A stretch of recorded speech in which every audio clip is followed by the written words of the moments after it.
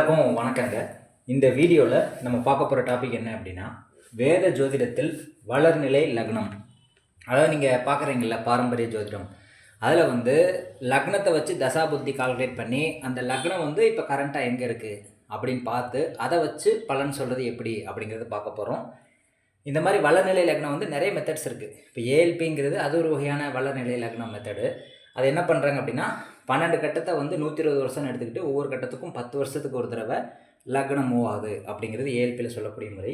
இது பாரம்பரிய ஜோதிடத்தில் வந்து நட்சத்திரத்தை வச்சு தசாபுத்தி யூஸ் பண்ணி நட்சத்திரங்களை மூவ் பண்ணுறது மூலிமா உங்களுக்கு வந்து லக்னம் மூவ் ஆகுறது அப்படிங்கிறது பாரம்பரிய வேத ஜோதிட முறையில் சொல்லப்பட்ட ஒரு விஷயம்.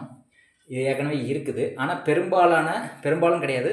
ஒரு 98% பாரம்பரிய ஜோதிடர்கள் வந்து சந்திரன் என்ற நட்சத்திரத்தை வச்சு தான் தசாபதி கால்குலேட் பண்ணி அதை வச்சு பலன் சொல்கிறீங்க. அது நடைமுறையில் தவறாக தான் வருதுங்கிறது என்னுடைய ஆராய்ச்சியில் நான் கண்டுபிடிச்சேன். எந்தளவு கரெக்டாக இருக்குது அப்படின்னு சொல்லி நீங்கள் செக் பண்ணி பார்த்தா தான் தெரியும். சும்மா பார்த்த உடனே தசாபதி வந்துருச்சு, அதை பார்த்துட்டு பலன் வந்து பெர்ஃபெக்டாக இருக்குதுன்னு நீங்கள் சொல்ல முடியாது. ஏன்னா அந்த பலன் வந்து தப்பாக இருக்குதுங்கிறது என்னால் உணர முடியுது. அதனால் லக்னத்தை வச்சு எப்படி தசாபதி கால்குலேட் பண்ணணும்னு பார்ப்போம். ஏன்னா நீங்கள் லக்னத்தை வச்சு தான் எல்லாத்தையும் பலன் சொல்கிறீங்க.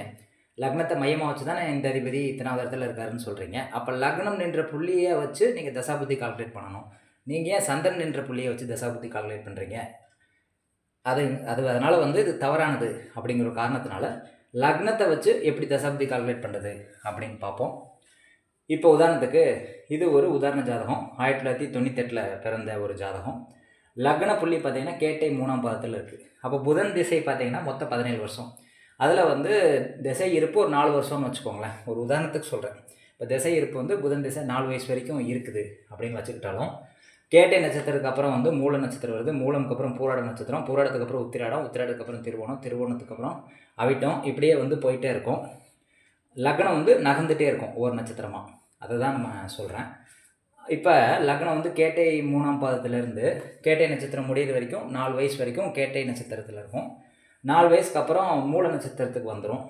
மூலம் அப்படிங்கிறது கேதுனுடைய நட்சத்திரம். அதனுடைய தசா காலம் வந்து 7 வருடம். அப்போ அதோட 7 வயசு கூட்டிக்கோங்க. 7 + 4 11 வயசு. 11 வயசு வரைக்கும் கேது தசை நடக்குது. அதுக்கப்புறம் சுக்கர தசை, அதுலேருந்து ஒரு 20 வருஷம் 31 வயசு வரைக்கும் சுக்கர தசை. அதுலேருந்து ஒரு 6 வருஷம் பார்த்திங்கன்னா 37 வயசு வரைக்கும் சூரிய தசை நடக்குது. அதுலேருந்து ஒரு 10 வருஷம் 47 வயசு வரைக்கும் சந்திர தசை நடக்குது. அதுலேருந்து ஒரு 7 வருஷம் பார்த்திங்கன்னா 53 வயசு வரைக்கும் செவ்வாய் தசை நடக்குது. இப்படி வந்து லக்னம் வந்து ஒவ்வொரு நட்சத்திர புள்ளியாக வந்து மாறிட்டே வந்து நட்சத்திர ரீதியாக லக்னம் மாறுது. இப்போ ஏஎல்பி முறையில் பார்த்தீங்க அப்படின்னா ராசி ரீதியாக லக்னம் மாறுறதை கால்குலேட் பண்ணுறாங்க. அதில் வந்து சமமாக தான் லக்னம் மாறுது.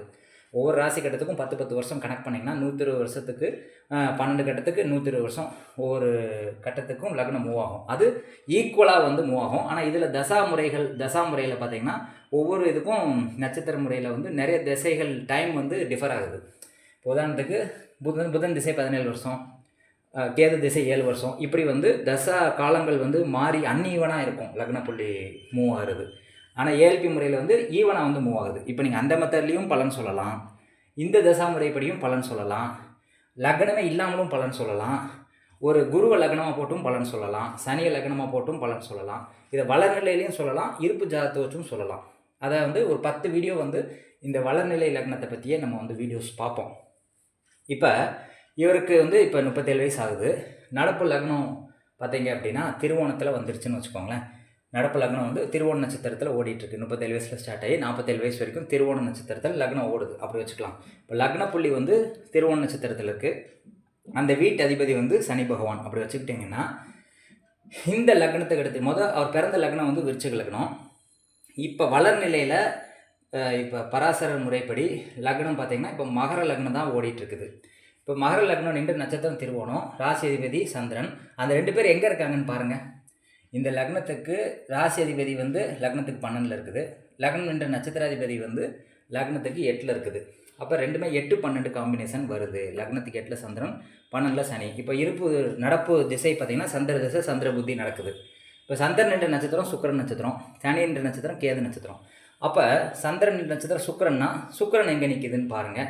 அதுக்கடுத்து கேது எங்கே நிற்கிதுன்னு பாருங்கள். இப்போ இந்த லக்னத்துக்கு பார்த்திங்கன்னா சுக்கிரன் வந்து லக்னத்துக்கு 3ல் இருக்குது, சந்திரன் வந்து லக்னத்துக்கு 8ல் இருக்குது, கேது வந்து லக்னத்துக்கு 9ல் இருக்குது, சனி வந்து லக்னத்துக்கு 12ல் இருக்குது. அப்போ 3, 8, 9, 12 போன்ற துர்ஸ்தானங்கள் அப்படின்னு சொல்கிறாங்கல்ல, அந்த மறைவான ஸ்தானங்கள் தான் இப்போ வந்து கனெக்டிவிட்டி வந்து வருது.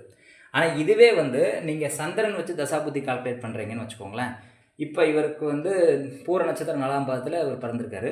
இது வந்து வளர்நிலையில் பார்த்தீங்கன்னா, இப்போ இது சந்திரன் நிற்கிறது பார்த்தீங்கன்னா ராகு நட்சத்திரத்தில் நிற்கிது, சுவாதி நட்சத்திரத்தில் நிற்கிது. ராகு திசை சுக்கிர புத்தி அப்படின்னு சொல்லி எடுத்துக்கலாம். அதாவது இந்த இடத்த லக்னமாக போட்டால் சொல்கிறேன். இப்போ சந்திரன் வந்து சந்திரனை வச்சு தான் நீங்கள் கால்குலேட் பண்ணுறீங்க. அப்போ சந்திரன் நடப்பில் பார்த்தீங்கன்னா இந்த இடத்துக்கு வந்துடும். அப்போ சந்திரன் வந்து சுவாதி நட்சத்திரத்தில் இருக்குது. அப்போ ராகு திசை சுக்கிர புத்தி இவருக்கு நடந்துகிட்ருக்கு. சந்திரனை வச்சு தசாபுத்தி கால்குலேட் பண்ணலாம். அப்போ இதை வந்து நீங்கள் லக்னமாக வச்சுக்கிட்டிங்கன்னா இந்த இடத்த, ஏன்னா சந்திரன் வந்து இங்கே வந்துருச்சு இப்போ நடப்பில். அப்போ இதை வச்சு பார்க்கும்போது ராகு எங்கே இருக்குது? 1, 2, 3, 4, 5, 6ல் வந்து ராகு இருக்குது. சுக்கிரனும் 6ல் இருக்குது. அப்போ 6ஆம் இடம் வந்து இங்கே ஆக்டிவேட் ஆகுது அப்படின்னு எடுத்துக்கலாம். அது நின்று நட்சத்திரம் குரு நட்சத்திரங்கிறதுனால இது 7ம் ஆக்டிவேட் ஆகுது. அப்போ 6, 7 வந்து இந்த முறைப்படி ஆக்டிவேட் ஆகுது தசாபுத்தி. சந்திரன் வச்சு தசாபுத்தி கால்குலேட் பண்ணால் வளர்நிலை சந்திரன் வந்து துலாமில் இருக்கார். அப்போ நடப்பு திசை பார்த்தீங்க அப்படின்னா ராகு திசை சுக்கிர புத்தி நடக்குது. இப்போ இந்த லக்னத்துக்கு 6ஆம் இடத்துல தான் சுக்கிரன் ராகு இருக்காங்க. ஆனால் இதுவே வந்து லக்ன புள்ளியை வந்து பிறந்த கால லக்ன புள்ளியை வச்சு தசாபுத்தி கால்குலேட் பண்ணும்போது நடப்பு லக்னம் வந்து மாறத்துக்கு வந்துடுது. அப்போ பார்த்தீங்கன்னா 8, 12 அந்த மாதிரி இடங்கள் வந்து கனெக்ட் ஆகுது.